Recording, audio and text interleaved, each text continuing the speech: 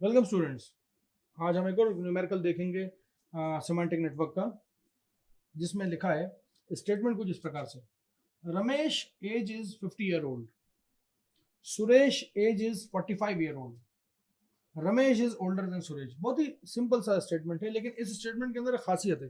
खासियत ये है कि यहाँ पे दो जो लोग हैं, रमेश एंड सुरेश, उसमें ठीक है बड़ा छोटा तो आप समझ में आ रहा है आपको, लेकिन वो बड़े और छोटे जो हैं वो किस चीज से हैं? एज से। मतलब यहाँ पे फैक्टर क्या है? एज है। और प्लस एज नाम का जो फैक्टर होता है उसके अंदर जिसका नंबर ज्यादा होता है ऑटोमेटिकली वो बड़ा हो जाता है, ठीक है ना। और जिसका नंबर छोटा होता है वो यंगर हो जाता है। मतलब इसी न्यूमेरिकल के दो वेरिएशन में पढ़ाऊंगा और वो दोनों वेरिएशन आपको समझ में आना चाहिए। सबसे पहले तो मैं बात करता हूं कि रमेश की। रमेश, अब रमेश जो है, रमेश एक एंटिटी हो गया और सुरेश एक एंटिटी हो गया। अब हो सकता है कि किसी किताब में इसमें इंग्लिश में नेम लिखे हुए हों, जैसे पीटर, स्मिथ, बिल, इस टाइप के नाम लिखे हों। रमेश की जो एज है वो क्या है? रमेश की जो एज है वो क्या है? 50। और सुरेश की जो एज है वो क्या है?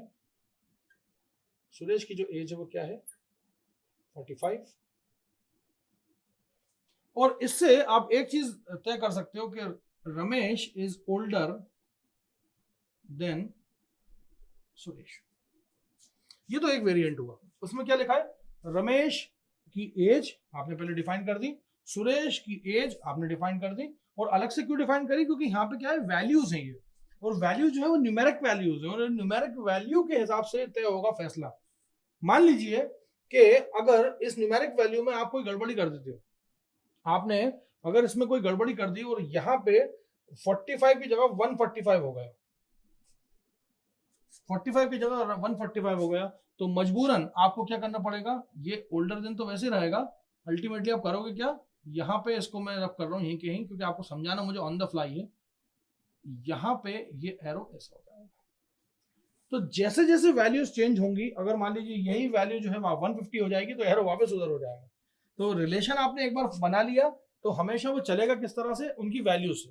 तो एक ये भी खासियत होती है ऑब्जेक्ट्स की, ऑब्जेक्ट्स के अंदर जब आप वैल्यूज पुटअप करते हो तो वैल्यूज पुटअप करने के साथ साथ रिलेशन भी चेंज होता है। मान लीजिए अगर मैं इसको 45 और इसको 50 लिया होता तो भी ऐसा होता। चलिए इसका एक वेरिएशन और देखते हैं। मैं क्वेश्चन को वापस से वैसे ही लेता हूं, मैं यहां देता हूं रमेश, यहां लेता हूं मैं सुरेश, ये क्वेश्चन में लिखा था। यहां पे लेता हूं एज फैक्टर, यहां पे भी लेता हूं एज फैक्टर, यहां पे लेता हूं जो क्वेश्चन में दिया था वैसे ही कर रहा हूं 50, और जो क्वेश्चन में दिया था यहां पे 45 वही लेता हूं।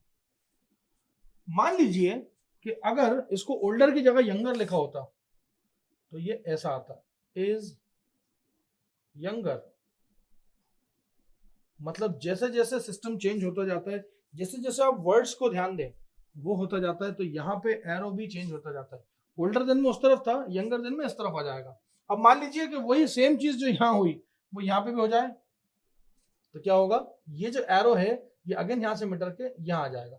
एरो जो होगा वो रमेश से सुरेश की तरफ आ जाएगा, बिकॉज यहाँ 50 साल का है और वो 145 साल का है। पॉसिबल नहीं है लेकिन फिर भी हमने लिख दिया। तो यहाँ पे सेमांटिक नेटवर्क के अंदर जैसे जैसे आप वैल्यूज को फ्लक्चुएट करते हो ना, वैसे वैसे रिलेशन के डायरेक्शंस भी क्या होते हैं? फ्लक्चुएट करते हैं। वो किस डायरेक्शन में जाना है, नॉर्थ टू साउथ जाना है, साउथ टू नॉर्थ जाना है, वो चेंज हो जाता है। शायद मेरा ख्याल से सेमांटिक नेटवर्क हमारे स्टेशन में भी फॉलो होता है कि जब भी कोई ऊपर से मतलब नॉर्थ से साउथ की तरफ जा रही होती है ट्रेन, तो उसका नंबर जो होता है, जैसे let us take an example 2650, 2650 ऐसा लिखा है, तो जैसे वो ट्रेन नीचे से ऊपर जाती है तो वो हो जाता है 2651। Same goes with flight also, कि फ्लाइट का नंबर जो होता है वो भी क्या होता है, सिर्फ एक डिजिट आगे पीछे होता है। जब भी आप दिल्ली से आप चेन्नई जा रहे हो तो अलग वो नंबर अलग होगा, और उसी के आगे +1 कर दोगे चेन्नई से दिल्ली जाने में। तो मेरे हिसाब से जैसा वो लोग फॉलो करते हैं वैसे सेमांटिक नेटवर्क हमारा ये एरो भी फॉलो करता है कि किस तरह से डायरेक्शन ऑफ फ्लो होना चाहिए, ये आपको समझना पड़ेगा। और उसके लिए सबसे जरूरी चीज क्या है? ये जो इसकी इंटरनल वैल्यू होती है। Thank you so much.